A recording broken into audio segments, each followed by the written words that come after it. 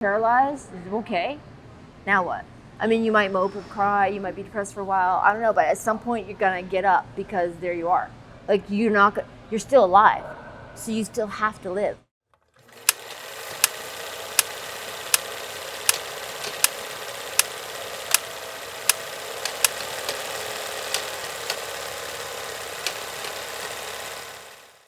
All right, everybody, welcome back. This is episode 4527 of the Ordinary People Doing Extraordinary Things podcast. We're here with Kimberly Kelley today. She's got an interesting story about adversity and just kind of hanging in there. So I'll tell you a little bit about Kimberly and then I'll let her introduce herself.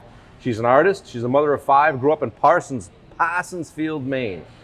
She's the oldest of 3, has a brother and a sister. Is a daughter of a successful antique dealer. So she had a little bit of a challenged childhood. She'll tell you a little bit about that. That might be the basis for a lot of our conversation today. She's just going to talk to us about what she's been through. She's refused to give up, and she's refused to let challenges define her life. She's here to inspire other people today to keep on trucking. Keep getting up. They always say it doesn't matter how many times you get knocked down, you got to get up one more time. So that's what we're going to talk about.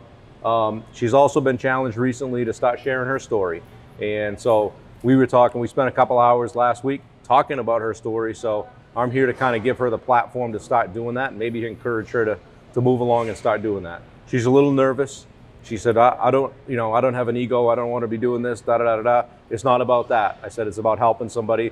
A lot of people have been through some things. She's had more downs than ups, and she's here to tell you about that. And hopefully somebody can take something from this, as usual. Before we get going, I want to thank Mitchell Powers from Powers Promotions. He's the man behind the screen, sitting back there smiling right now. And again, my name is Bob Turner. I own Turner Builders. That's what I do in my spare time. And then I'm a world famous podcaster. And we're sitting here with Kimberly today. I don't know, I'm just in a mood today. I guess we're just going to screw around and have fun. But anyway, want to lighten it up for you. Thanks for coming. It was a couple weeks ago, I got a call from Mike Foley, and he said, Mike, I said, Bob, I got somebody you got to talk to. And when somebody says that to me, I always jump all over that. So the next day I was over here talking to Kimberly, and we put a podcast together. We're just going to have a conversation. So she's super nervous. So yeah. How you doing? Yes, I'm doing well. Thank you. All right. Thank Can you so everybody much for hear having all me. right? Can you guys in the back hear all right? Yeah, I'll try not to mumble. She's good. So what did I miss? Tell us a little bit about yourself. Oh, well, That famous line. it's hard to, Who are the you? older you get, the more there is to say. Yeah, So definitely. that's a hard thing to answer. Where do I start? Well, one of the things that you told me is you had kind of a challenging childhood, and you left for 20 years or 22 years. Without diving too deeply into that, what happened, and how did you kind of started off with a bumpy road in life? I guess, without getting into too much detail, but where did that lead you? It's a little bit of a bumpy road, but it was the 70s and 80s, and everything was a little bit different, wild and free. There was no seatbelts, and Right. and No helmets. kids were just kind of wild. So I think it was also part of the times. Yep. It's just a different way of parenting also now. But I did. I was the oldest of 3, and I'm the oldest by 10 and 7 years. So I felt a little bit momish to my siblings when they were growing up. But anyway, it's just like a lot of chaos, and maybe I also was chaotic being young, and I ended up leaving home. And after college, I went to art school, and after going to art school, I left home and I went off to California, just sort of like find my, Go to find yourself. find my fame and fortune as a artist. How did it work out? So it didn't. What happened was I met my ex-husband and the father of my children on the 405 in LA, literally on the highway, because You just driving down the road? driving down, it's like 10-lane highway, and it's like rush hour, and I was naive from the country, so I thought that was like an appropriate thing to be doing, which was probably not recommended. No, I wouldn't but recommend not it. advised. But anyway, it worked out. So I met him, and I had been trying to get sober because I knew I had a problem with like alcohol, and being a full extremist, and it was not, it was kind of chaotic. So you kind of, like, everything you did to the nth degree. Yes. Over the top. Yes. Like, first time I started using, I was like 8 years old. My parents were like hippies, and I stole some pot, and I got high when I was 8, and drank beer when I was first grade, getting off the school bus because my dad brewed beer. So it was just like, that was kind of like how I was. And so by the time I went to California, I was trying to, like, I need to get sober. I need to stop this life. And, I feel like it was divine intervention, because I met my husband on the highway, and that is the day I met him is my first day of sobriety. Wow. So the night before I met him, I was trying to get sober, trying to not drink, and I had gone down to this beach town and hung out with some friends that I knew from here, and just was like going to all the bars. And on the way back is when I met him. And we pulled off the highway. I needed gas, and he pumped my gas, and he took my number, and we made a date. And he's like, yeah, he could tell I was trying to get sober. And he's like, well, there are meetings here, and there's meeting there, and there's meetings here. And he was sober 8 years. Oh, wow. And so that's kind of like how it happened. Yeah. And that's, I would have to say, straight up, like, How many years ago was that? So that was 32 years ago. It'll be 33 years in February. 33 years sober. Congratulations. Almost. Thank you. Yeah, Thank that's you. good. That's no small feat. It was good. It's what happened. So I was out there, and everyone was getting sober young out there, like they are here now in Portland. And I just started going to, meetings, like 3 a day. There was an Alana club down the street, and I would just go, like, that's all I would do. And, it gave me a good foundation. Yep. For everything else that was, happened in life. But it's really was, I think to this day, it's the thing I am the most proud of. And I am also the most grateful for. Well, that was one of my questions down here at the bottom. What are you most proud of? So Yeah. we already skipped to that. So good for you. We don't have to ask that one. Yeah. That is something to be proud of. And I know that it's something that a lot of people struggle with, whether it's any kind of substance abuse or addiction, just getting through that. And, when you just said 3 meetings a day, when you're going to 3 meetings a day, that's a lot of effort to stay focused, Yep. to stay on track. Yeah. I just made it my commitment, and my first day sober was my first day sober. I didn't go in and out of the halls, as they say, it's like that day. But, I'm also Irish. I'm a little stubborn, a lot stubborn. So it's been my blessing and my curse. So it's like, yeah, I'm going to do this. I'm not going to, I'm going to do this. What, So, like, I've done a lot of running and triathlon stuff, and I've come across a lot of people that swapped one addiction for another. Like they're an alcoholic, but now they run every day. They run 10 miles a day, or they do Ironmans or whatever they do. They have that addictive personality. Was this something that you filled the void with? So ironically, I used to run also, but then I was trying to run, and I actually I collapsed because my knees were I had destroyed them. Yeah. And I couldn't run anymore. So I would just walk, and I walked. And later on in life, I had 4 children in California. Yep. And then we moved to New Hampshire, Lakes region of New Hampshire, to Wolfboro, and we had another child. And I would walk, and I'd walk with the kids every day, and we'd walk 2 hours. It was a little challenge. It was a lot challenging, their childhood. It was a lot. And the way I kept the kids, I just kept us moving. Yeah. And kept us doing something. We'd walk, and so we were walking everywhere. We're seen in the town as someone told me one day, oh, you're the walking lady. Walking lady. That was my nickname, the walking lady. And now I can't walk, so that's very ironic. Sad twist of irony, yeah, so for sure. I did turn absolutely, addictive personality is hard to control and just do something in moderation. I still have not learned that. Everything in moderation, even moderation, right? Yeah, I can't do that. But I feel like if I choose a healthy, if it's a healthy, Right. it's okay, and So I don't know. it's 2022. One of the things you said to me is you're here now and you're fearless and unafraid. So how long did it take you to kind of get to that point? And you've been through a lot. We'll get into some of that here in a little bit.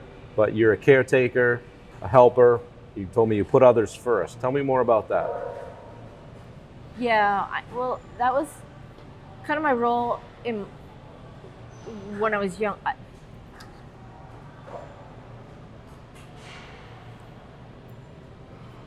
I think it's just always been my personality, and Yep. then, that's what. So I have 5 children. It was really easy to be in that, I love it. I love being a mom. Yep. I love being a mom, and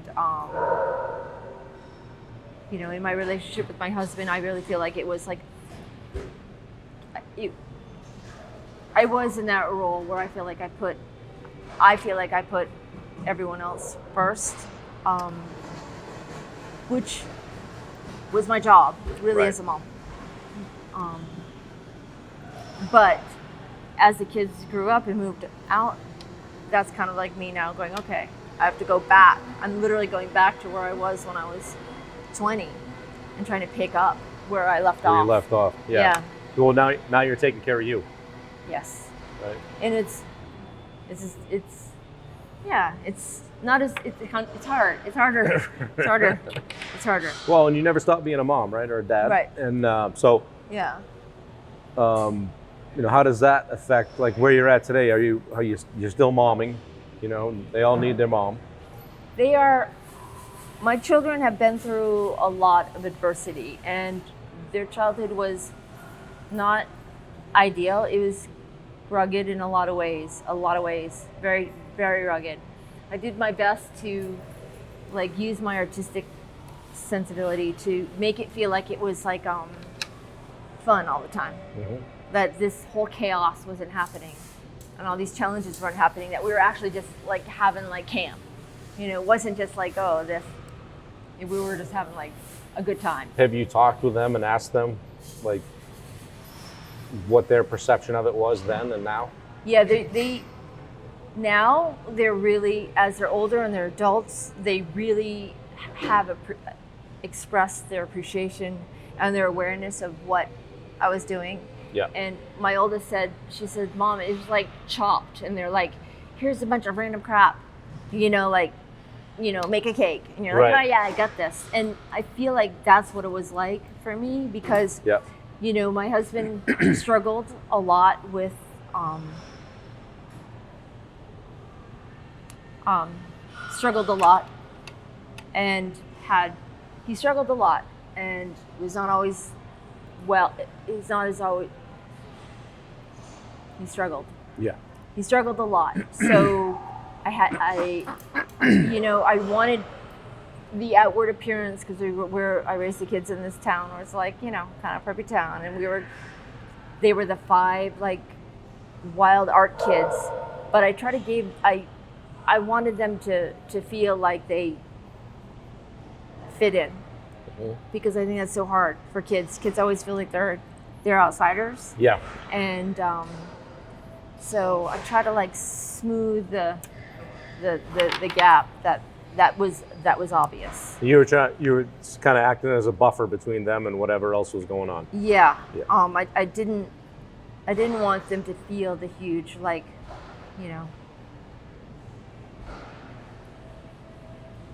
the huge depths of what was really going on. But as a result, my kids are really cool and really creative, and they were all emo during that phase, and they Yeah. were scene and emo into music and into straight edge and into art, and really stood out. Yeah. And I was we were kind of pretty.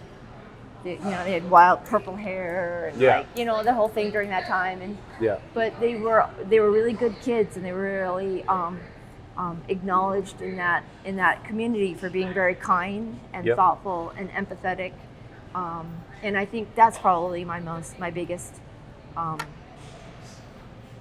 the most part I have is for how thoughtful and kind my children are and are as adults. And I'd say that's a mark of success, right? yeah, because behind the scenes it was crazy. It was not great. You're trying to raise good humans, and you did that. Yes, and because they understood, and they always had compassion for anyone struggling. Yep. And they had no problem standing up to bullies. And when kids are being bullied, they had no problem standing up. Yep. In defense of other children. Well, that's good. Yeah, I feel like it was good. And so my husband left and went back to California. Okay. And so I went from being a stay-at-home mom to now mom and dad and sole support. Everything. And after 22 years, it was a lot. And he had to do. That's where he's from. He reached a point in his life where that's what he needed to do. So how did you deal with that? It was in the way that he left was really a lot. But I felt as though I was kind of like being guided by some sort of like divine or whatever we want to call it force, because I felt people lining up to be there for me in ways that it was too obvious to deny. Yep. That it's like, okay, like this awful thing is happening, but this person is just like right there to help. Yep. And that just made me like in the program people talk about letting go and letting God, and these things happen, and and there are words and you feel it, but when things really get rough and you see that it's going to be okay, like you realize I bought one of these. It says "This too shall pass," and that's one of the slogans. You got some ink. Yeah. So and I feel like that's what you have to remember when something really awful happens. If you just take a breath, honestly, something. So when he left, it was awful. But I had people that lined up to really help me out and help the kids out, and it seemed okay. I'm saying, but so then I was working in restaurants, being a bartender and a server, and so were the kids, and I decided to move home to live with my mom for a few months while I thought I could get it together and raise some money, earn some money to go west again. Mm-hmm. And so I was hauling all my stuff back to her house, and it was 2 years after my husband left, and I'm just going straight into the accident. I don't know why. So you take it wherever you want.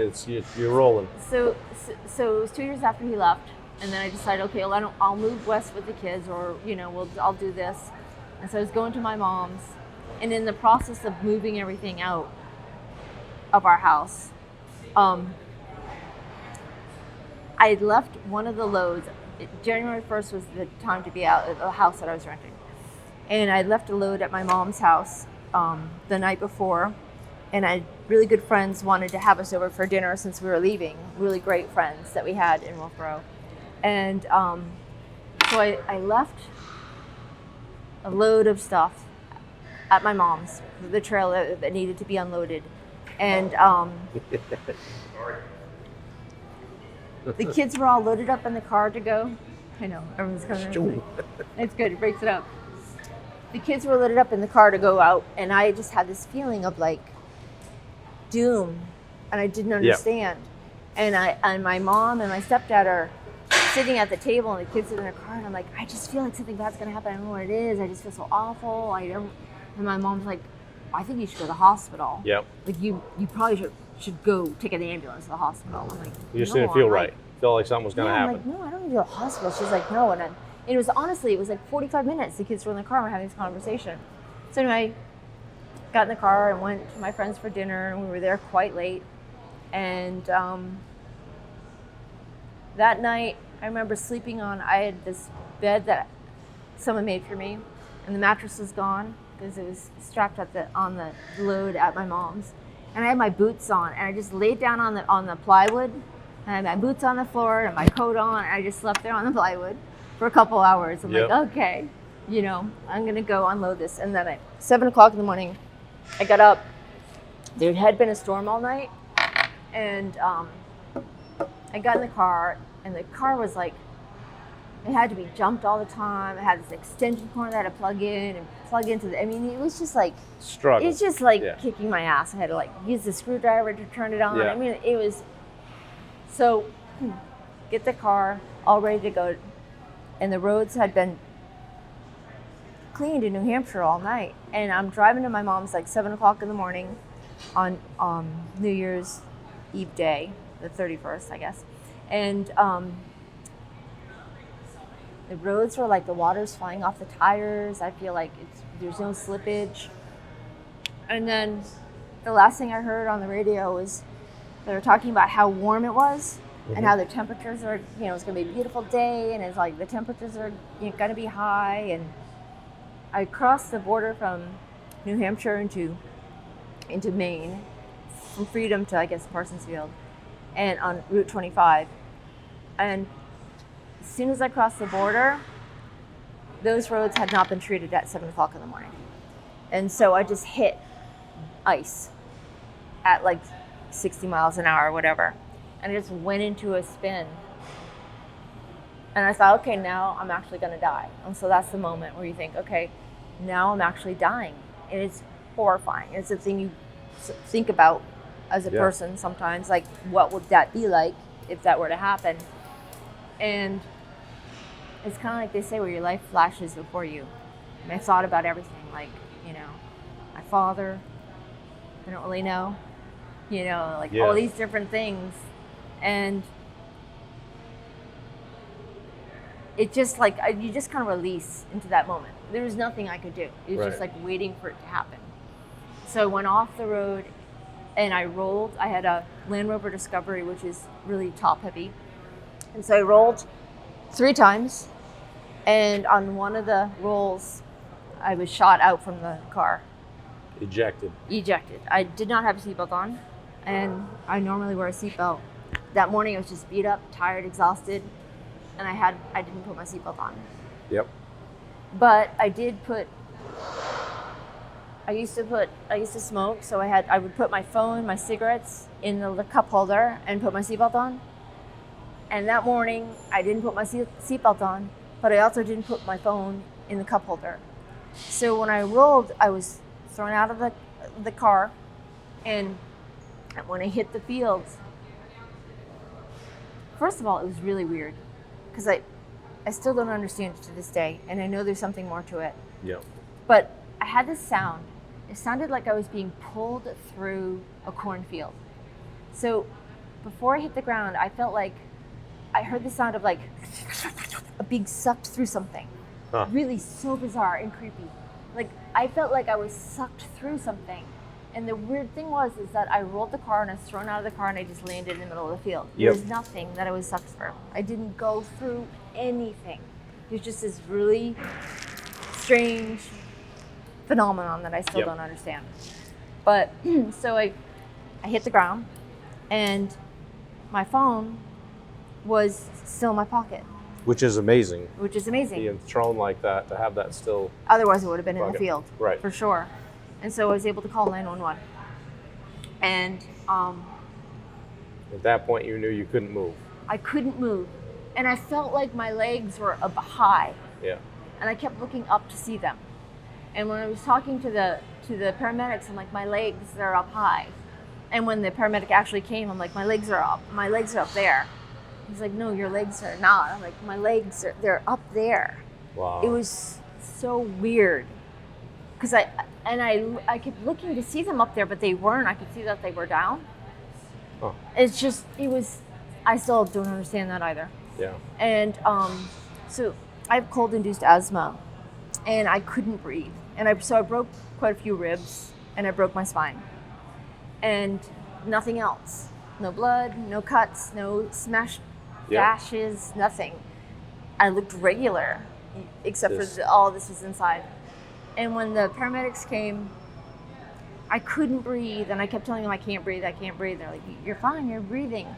And finally, the paramedic that was forever a paramedic, when she came, she saw that I was having trouble breathing and figured out that I had the cold-induced asthma, Yep. and I got a shot for the asthma. And honestly, this huge crash where I rolled and was thrown out of the car and like broke my spine, broke my ribs, and like it was the cold that just about really did me in, for real. So that was that. And then I was brought to Maymed, and it was awful. So sad, you know. Yeah. You know? And for my family, I'm thinking, so sad for my family, because they were I was there for 10 days, and then I was sent to New Hampshire to a rehab there.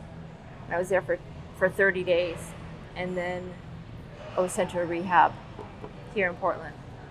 So I was told I was complete. You can be an incomplete or complete para, I say.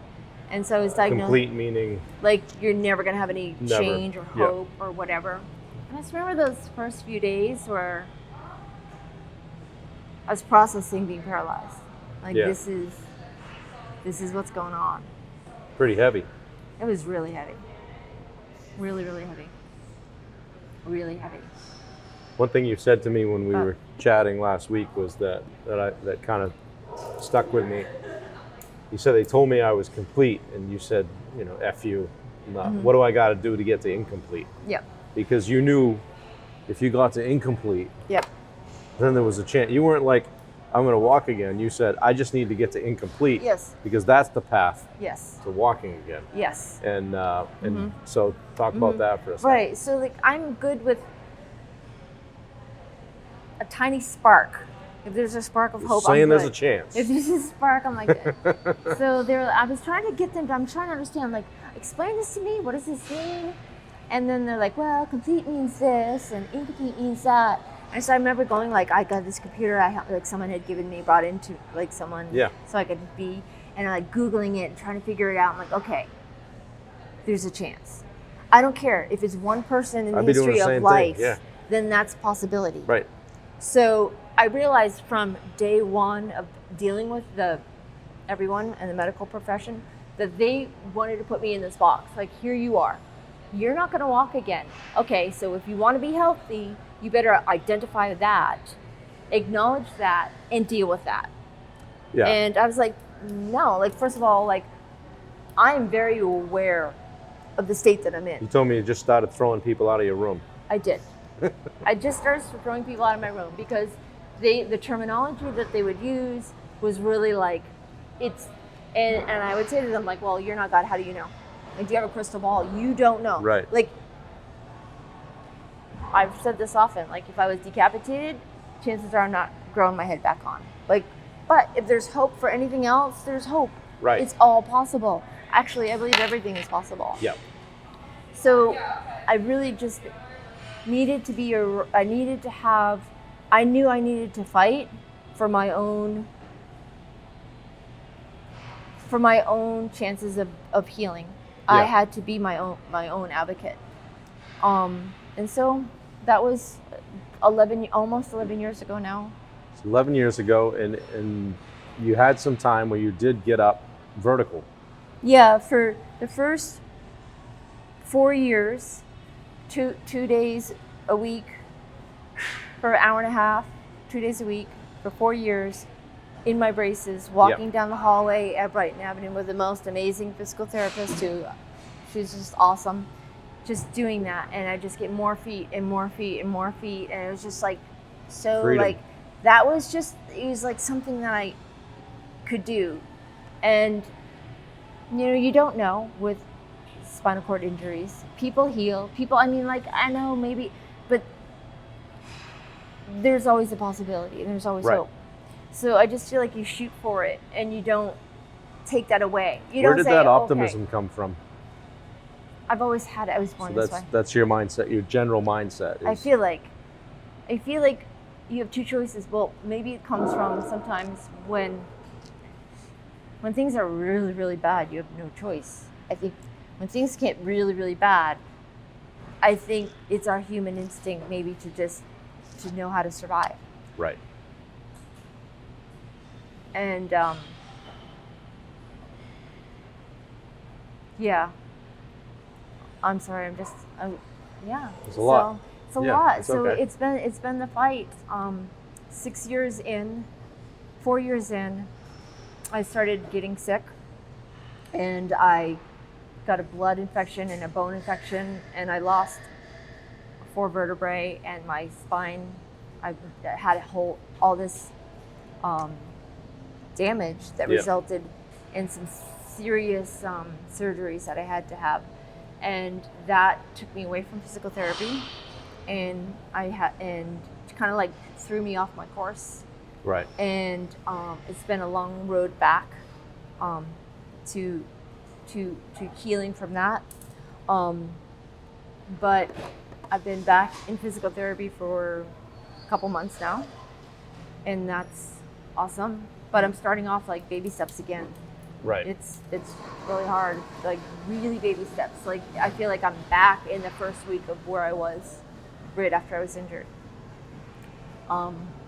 But I just feel like you have to, almost because I feel like everyone's wanted to put me in this box of like, well, now you're paralyzed, now you're a para, and now you're this, labeled. So you're labeled, and now you need to learn how to live in a wheelchair. Because if you don't learn how to live in a wheelchair, then you'll be unsafe, or you'll be this, or you'll be that. And I think, okay, well, no one's more aware of the fact that I'm in a wheelchair than me, because I'm in it.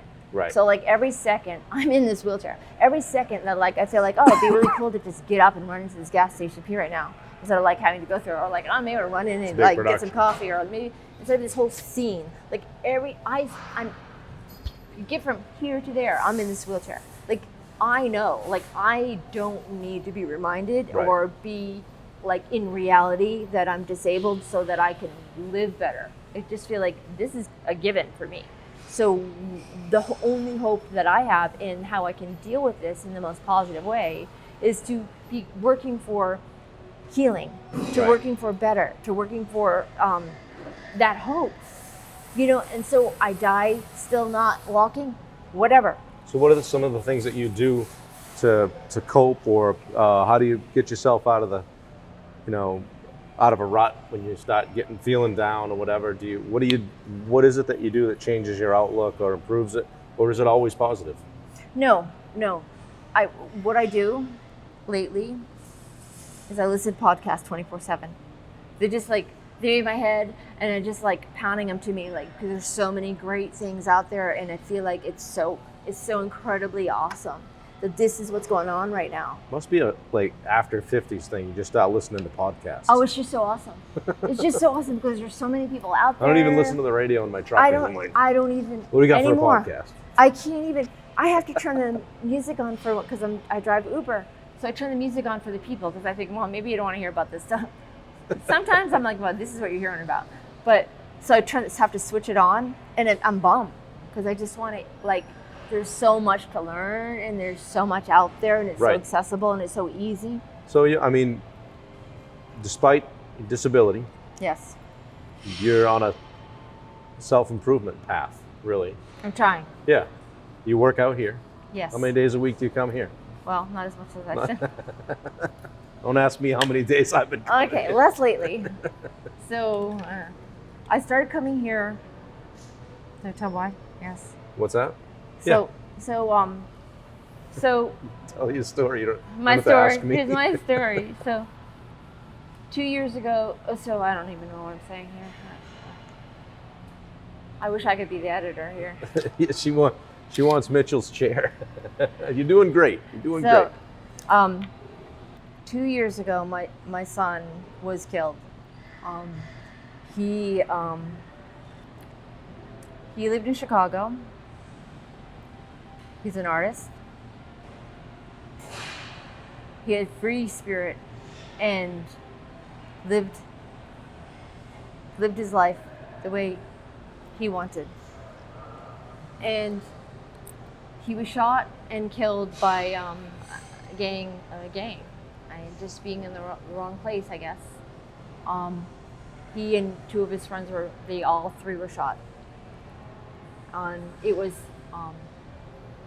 April 1st, actually, the beginning of COVID. We got a call, and I got a call from one of my daughters that he had been shot. And it was just like one of my daughters was visiting or up to, in her boyfriend to kind of like be around with me for the beginning of COVID. And it's just like we're getting ready to go to Chicago and see him. And 2 hours later, I get the call from the doctor saying that the first call saying, oh, we did this, we did that, we did this, we did this, and if his heart stops again, do we save him, even though he may have brain damage? I didn't even think, I just said yes. Of course, yeah. I'm like, yeah. And then it was just so surreal. It's still surreal. And then 2 hours later, I got the call saying that he died. And so, that's just, too much. It's too much. That's a lot. That's a lot on the pile. It's a lot on the pile. Yeah. Where'd you go from there? So, I don't know. You just he was really disciplined as a painter. So, I wanted the last conversation I had with him is he FaceTimed me and he was like, "Mom, I'm really proud of you. I sold some paintings. You gotta take the money. You're gonna go buy some canvas and some more paint. You just gotta keep on doing it." And so I feel like I want to honor him by not squandering my life. Couple of things. I took notes when we talked. I took pretty good notes. A couple of things you said to me, that you were trying to be part of the living. Okay. And that everyone is this strong. Yes. Where did that statement come from?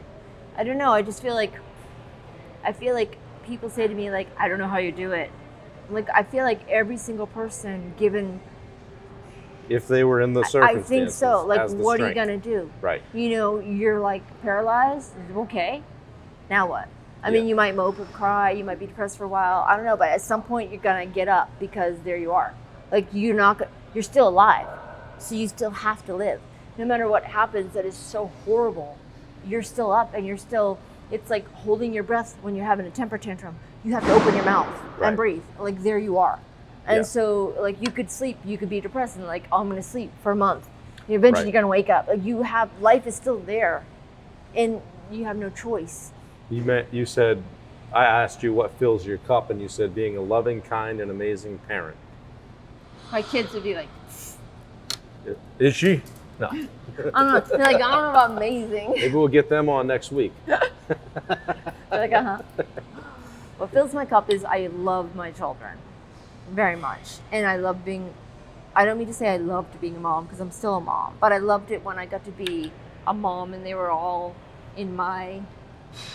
Under your wing. And now they're gone. Like, my youngest lives in California. Yeah. And my girls are busy, and they're amazing, and they will all work really, really hard, and they've been through a lot. Yeah. And their dad was killed in a car crash a few months before their brother died. So they have a lot of pain. Yeah. And they're amazing. And I think sometimes when I know that they're getting up, suiting up and showing up daily, I think, well, if they can do it, I can do it. So and they may think too that, you know what, my mother's doing it, I'm going to do it. Oh, maybe. Right? So I hope. Yeah. But, I see them getting up and going to work and doing their things and following their careers and being young women in the world, not giving up. And I think, okay, I have to be that too. And so I've been painting as much as I can to really honor Laszlo. And then one day I was driving by, I don't know what, but I was driving by here. I'm like, what am I even doing today? I don't even know. And I drove by here and I was like, I'm gonna go in. So I came into Foley's and I asked for like a tour, and Dana gave me a tour, and I'm like, can I use this equipment? I don't, and she's like, oh yeah, you can. She's like, give me like an hour tour, which was amazing. And she's like, and I'm like, well, I don't know. Is there someone that could maybe help me? Like, I think I might need a little assistance. Training. And she's like, well, I can, I'm a trainer, and this is kind of my specialty. So for a year and a half ago, I started working with Dana. Whose specialty, she is so knowledgeable in my particular situation. And she, I have to say, has been the driving force in me coming through the pain of Laszlo. Yeah. Because I have, like, I'm going to come here no matter what. I mean, there are times I haven't been able to. I've been sick or this or that, but like for the most part, it's been, no matter what, this has been my commitment. It's pretty tough to come in here, regardless of the mood you come in, and it's pretty tough to leave in a bad mood. Yeah. Right? No. You bump into Mike or you see these guys, everybody's smiling. Yep. The general membership is positive. You can always get a good workout. So, yeah, nice. Even when I don't want to come over here, when I leave, I'm like, okay, got that done, feel better. So good for you. It's great. It's a great place. And I had to sit there like in that little room by myself with Dana, where not even in the general, like I wasn't even allowed out in the general population. We were just in a little room. Oh, you did? You like with the dumbbells? Yeah, I had to be there for the first couple of months before I wasn't allowed in the general into, population. like other people area. And I was just looking at myself, and I was like, oh my God, I don't even know this person. I'm seeing my reflection. Yeah. I just thrashed. I didn't even see recognize the person looking back. Yeah. And we started out with a tube, a PVC pipe that could barely lift, and had to just suck up my vanity and my pride and suck it up, and just one day. So where are you at now? You throwing up the 55s? Yeah, and I'm like, I'm ready to compete. Yeah. But it's been, and she's so good. She's so good with her, just the way her whole like mindset is so positive, and it's been really. So I put this first. So this is putting me first. Good. And so that's what I've done. And it's time, right? Yeah. I don't know. So, I mean, you've dealt with your own car wreck, losing your son, ex-husband died in a car wreck. I mean, holy cow, there's a lot of people that go through life that don't have anything happen to them that is even close to any one of those three things. Not to mention just a challenging childhood and raising kids on your own and all that kind of stuff. So good for you. I mean, kudos to you for soldiering on. What would you say to somebody that's struggling, or somebody that's dealt with one of those things, or maybe somebody that's had more to deal with than you, but you seem to have this optimism and stick-to-itiveness, if you will, for lack of a better word, that keeps you going, that a lot of people wouldn't have. Okay, a lot of people would nosedive. I know you say everybody has the strength, but I think there are some people that would give up. And so what would you say to those people that are dealing with something similar or are ready to give up? So I'm driving Uber now as a way to support myself. I drive Uber and I pay, and I run into people all day long in the car, and people open up to me a lot. And there's a lot of stuff that people are going through. And I always tell them, like, a lot of people, like, what they a lot of times people feel like they have to act a certain way. Yeah. Like even in the recovery program, there's like people feel like, oh, I need to do this and I need that, and I'm like, no, you don't. You don't need. You don't. Those rules are not. You can break the rules. It's your life. It's your life. You're writing your own story. It doesn't matter. You take what you need from wherever you go, and don't let someone else decide where you are. Don't let someone else put the brakes on your life.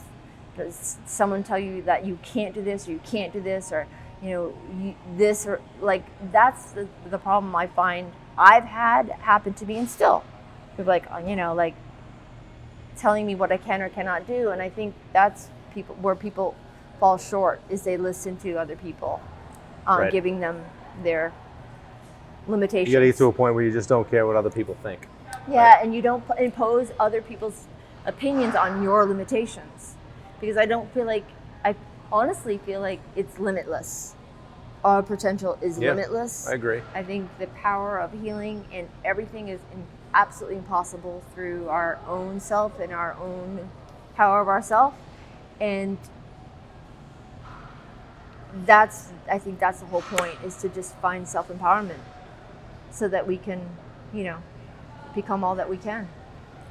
If you could change one thing about the world, what would it be? Oh my God. I love dropping that one on them. Oh my God.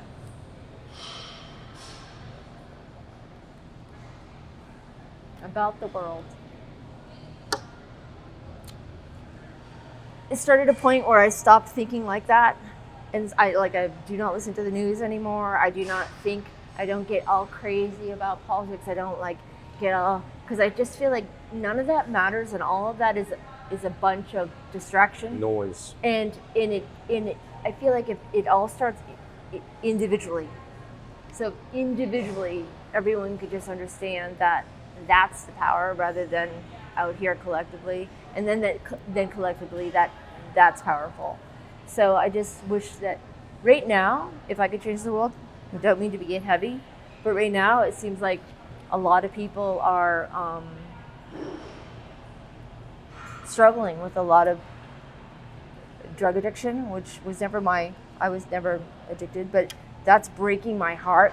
The amount of children that are dying, and it's an acceptable thing, is wild to me. When we were younger, no one ever died.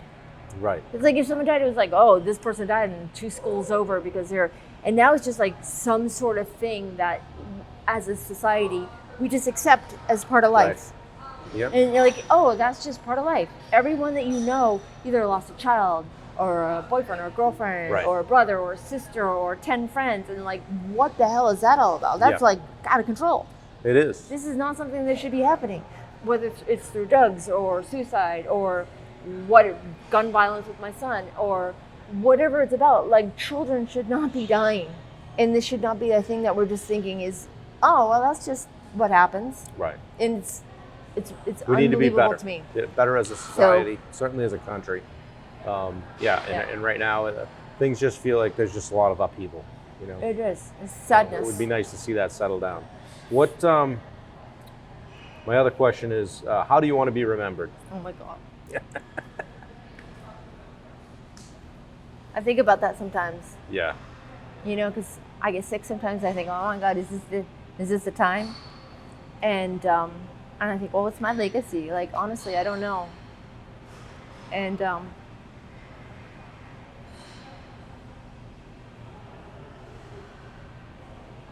I guess what I really want, oh my God, it's making me. I just want my children to do well, and I want them to do better than I did. And I feel like I did better in some ways, and I want them in not all ways, and I want them to continue to do better and then continue in the generations to come, and just that. And as far as being remembered as far as anywhere else in the world, I don't care anymore. I used to think I cared. It was important to be have recognition as an artist and do this and do that and change the world through my opinion, and I don't care. I just want to be kind to the people that come in my path. Yeah. And that's it. What's next? What you got? Some bucket list items? What's next for you? I mean, you got a whole bunch that's going on, so I mean. I'm still trying to figure out. I think you deserve a few good years here. I don't know. I'm still trying to figure out what I'm going to be when I grow up. What are some things you want to do? Well, I'm going to work on healing. Yeah. And getting stronger and stronger. And then I'd like to be able to paint more. And I'd love my paintings to be able to just paint more and be able to support myself more that way. Of course, every artist would love that. And then, I don't know. There's more of the world I need to see. Yeah. And hopefully I'll maybe get a chance to do a little more, do some traveling and not be just kind of like stuck, planted here. But I'm waiting for some grandchildren, but that's going to be a while. I don't know. I don't even know anymore. I'm just going to take it day by day. Day at a time, What right? I know is that like when I make a plan, life is just not even close to. Yeah, you Forget think it's it. going to be like this, and then Yeah, there's goes no. off in another direction. I mean, you have to have a right? loose outline maybe of like what you want, but yeah, I'm going to hopefully continue to go and. Well, this has been great. Thank you. It's really cool to hear you share your story, and you know, I mean, there's a lot there, and I know that in this hour we didn't dive as deep as we did the other day, but we didn't need to. I think that you got it out there, talked about what you've been through, how it affected you, and more importantly about how you're moving forward. Perspective, right? Mm-hmm. If we all had her perspective, we'd be in a lot better shape, right? So you get a positive outlook. You're an optimist. You're a role model to your kids, whether you think so or not, right? And you're going to find that out when you become a grandmother, right? Best thing about grandkids, you can give them back, right, at the end of the day. So, I think that whether you know it or not, you probably inspire a heck of a lot of people right here in this gym. Oh. I think you get a little bit of street cred when you roll through the door in a wheelchair when you come into a gym. Okay? So, all right? So the people are like, what's she up to? They do open the door for me. That's well, nice. hey, and they should, and there's a guy here that's probably most inspired by you, and that's Mike Foley. And he's not a guy that needs a lot of inspiration, okay? Oh my God. So when Mike said to me, this lady inspires me, that hit home with me, and I didn't waste any time getting you on the phone. So thank you. That's kind of Mike too. And I think that not telling you what to do, but I think you've got some stories inside you, and you should share it. When you get the opportunity, and it's not cocky or egotistical or self promoting or anything like that. It's born of you wanting to help someone. Maybe avoid a few mistakes, or say, hey, listen, I've been where you're at. Here's what I did, and I'm still here, still kicking. You know what I mean? Well, maybe not. And you're still incomplete. Yes, that's still right. incomplete. That's right. Right? Right. Well, it's been fun. Is there anything that I've forgotten to ask that you'd like to share? If I gave you if you had the floor for a couple minutes and could say anything. She said to me before, this is going to be on the internet for like forever. So if somebody Googles me, they're going to see. Is there anything that? Oh my God, that's wild. I wish Forever's a long time. Forever's a long time. Out there on the interwebs. Oh my God. I don't know. I feel like really humbled. I have a lot of gratitude. I'm appreciative that you would ask and Me too. want to hear. Yeah, me too. And I just feel like everyone just wants to be heard. Yeah. Everyone just wants to hear. Everyone just wants to be heard. And I just, that's all I try to do and want, and I appreciate. Well, you just got heard, and this will go on. This podcast will be loaded on our YouTube channel. It's on Apple Podcasts, Podbean. It's out there. I share it on my Facebook page. You can share it on yours. Okay. You guys, if you're looking to share this with someone, we'd love it if you did, and love it if you subscribe to the YouTube channel, and we'll put all that stuff in the notes. This has been Kimberly Kelley, and the incomplete Kimberly Kelley, and we want to thank her for sitting here and kind of bearing her soul for the last hour, which she didn't need to. She's not getting paid for it. So thanks for listening. I hope you've enjoyed it. This has been another episode of Ordinary People Doing Extraordinary Things podcast. We want to thank you. Appreciate it. You're a freaking rock star, and I want to thank you for being here. All right? Thanks, guys. Appreciate it.